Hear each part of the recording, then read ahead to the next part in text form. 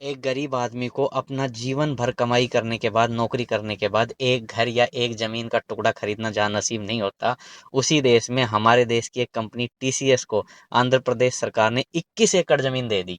और किस रेट पे दी है, ये सुन के आप चौंक जाओगे। 99 पैसे पर एकड़ के हिसाब से ज़मीन दी गई है। लोग सरकार को क्रिटिसाइज़ करते हैं, 5 किलो राशन अगर वो गरीबों को देती है, तो उन लोगों के मुँह में जैसे दही सा जम गया है। 99 पैसे पर एकड़ के हिसाब से 21 एकड़ जमीन। इस जमीन घोटाले के बारे में फॉर्मर ब्यूरोक्रेट ES शर्मा ने कहा है कि भाई ये जो 99 पर एकड़ के हिसाब से 99 रुपए पर एकड़ के हिसाब से जमीन दी गई, ये बिल्कुल गलत है और अवैध है।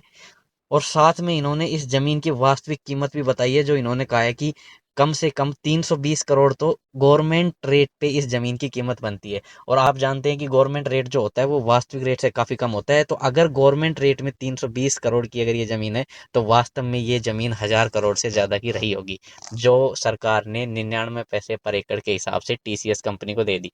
अब सवाल ये है कि क्या ये TCS कंपनी कोई गरीब कंपनी थी? क्या ये TCS कंपनी को ज़मीन देने के बाद बैक एंड पे कोई डील हुई है कि बाद में चुनाव में कंपनी सरकार को चंदा दे देगी? और अगर ऐसा कुछ नहीं है, तो फिर उन बातों पे विवाद क्यों खड़ा हो जाता है? जब सरकार गरीबों को 5 किलो राशन देती है, तो तरह तरह के बुद्धिजीवी लोग आ जाते हैं कि नहीं जी, टैक्स के पैसे का दुरुपयोग हो रहा है। ये टैक्स के पैसे का सदुपयोग है क्या? इसके बारे में आप क्या सोचते हैं? क्या ये 99 पैसे पर एकड़ के हिसाब से TCS कंपनी को ज़मीन देना सही है या गलत है? अपनी राय हमें कमेंट बॉक्स के अंदर बताइए और अपनी आवाज़ ज़रूर उठाते रहिए।